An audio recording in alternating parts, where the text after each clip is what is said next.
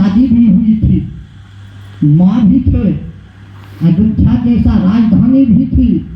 सब कुछ को छोड़ करके वह भगवान के साथ में जाने के लिए तैयार हो गए। क्यों? लक्ष्मण जी सच्चे वैराग थे। यदि वैराग का जीवन बिताना चाहते हैं तो लक्ष्मण जी जैसे त्यागशील जीवन बिताए वैसे जीवन बिताना होगा, तब तो अच्छे वैरागी बन सकते हैं, तब भगवान से प्रेम कर सकते हैं, अन्यथा नहीं। लक्ष्मण जी भी उर्मिला जैसा पत्नी को त्याग दिए, सब जानते हैं। अयोध्या जैसा राजधानी को त्याग दिए।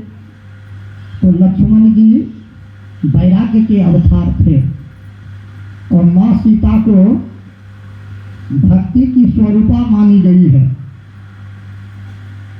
यदि कोई भक्ति करना चाहते हैं तो माँ सीता कैसे जीवन व्यतीत की है, कैसे भगवान से प्रेम की है। जहाँ भगवान रहते हैं तो राम को ज्ञान का अवतार माना गया है। वो तो भगवान ही है, भगवान के अंदर में, भगवान के पास में कौन ज्ञान नहीं है। यदि मुख्य ज्ञान का हासिल करना चाहते हैं, ज्ञान को प्राप्त करना चाहते हैं, चाहे भौतिक ज्ञान हो, आध्यात्मिक ज्ञान हो, सब दुख को मिटाना चाहते हैं तो भगवान राम का भक्ति कीजिए, भगवान राम से प्रेम कीजिए। आपको सब ज्ञान होगा, सब भक्ति होगी, सारे वैराग्य उत्पन्न हो जाएंगे। राम ज्ञान के अवतार परम प्रभु परमात्मा थे, लक्ष्मण वैराग्य के अवतार, माँ सीता वह भक्ति स्वरूपा थी।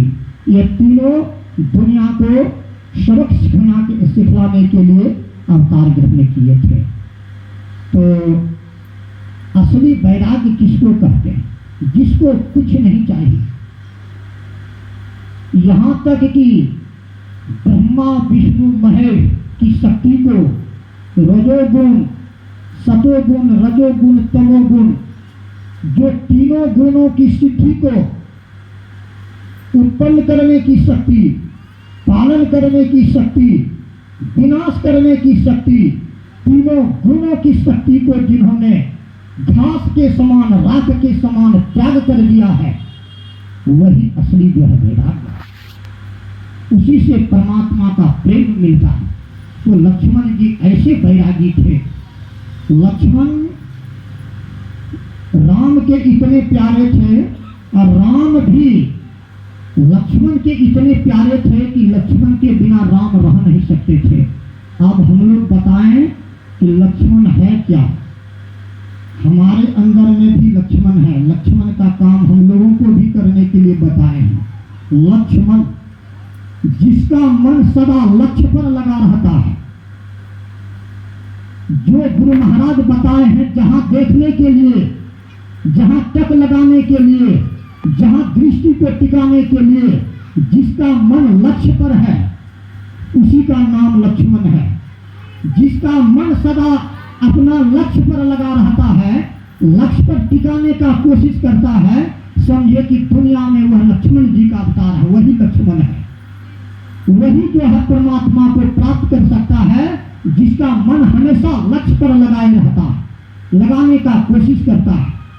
और दूसरा नाम क्या है? दूसरा नाम है लखन।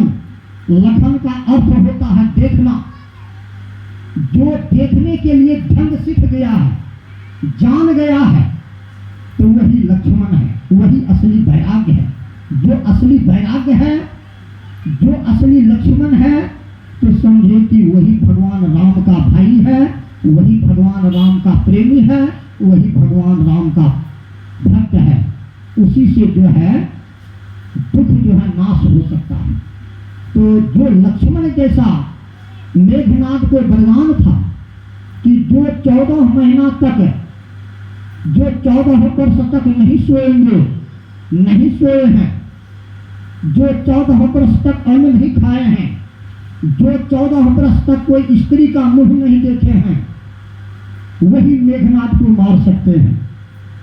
वह मेघनाथ को मारना आसान था, लक्ष्मण जी जो बाण चलाए थे वह बाण को देखते भी थे, बाण लगा भी नहीं लगा वह भी देखते थे। लेकिन हम लोग जो बाण चलाने के लिए बताए गए हैं, हम लोगों को जो गुरु महाराज बतलाए हैं, वह न हम मेघनाथ को देखते हैं, न हम बाण को देख पाते हैं, लेकिन बाण चलाना भी है, बाण मारना भी है, और हमारा शत्रु जो है उसको मारना भी है। हमारा शत्रु क्या है? अहंकार जो है हमारे अंदर में, यही मेघनाद है। मन जो है यही रावण है। मन का बेटा कौन है? अहंकार ही मन का बेटा है। अहंकार से 3 गुण की उत्पत्ति हुई है, यह सब जानते हैं। कहने का तो बहुत बात है, तो यदि हम अहंकार को मारना चाहते हैं तो हमारा अंदर में जो लक्ष्य है, दोनों नासाग्र के बीच में आगे में सम्मुख एक टक जो देखने का कोशिश करते हैं, एक टक देखते देखते देखते जिसका सूरत टिक जाती है, जिसका दृष्टि वहां जम जाती है, वहां एक ज्योतिर्मय बिंदु का उदय होता है। ज्योतिर्मय बिंदु उदय होते ही बहुत शांति मिलती है। इतनी शांति मिलती है, जितना देर टिकेंगे उतना देर शांति मिलेगी। इतनी शांति मिलेगी, वह शांति कभी भी दुनिया में आज तक जीव को कहीं नहीं मिला।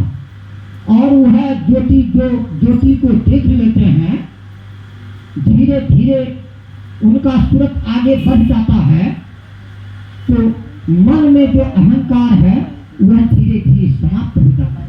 अहंकार जो समाप्त हुआ, मेघनाद मर गया, वह लक्ष्मण जी का बराबर बलशाली हो जाएगा, वीर हो जाएगा, और वही लक्ष्मण कहलाएगा।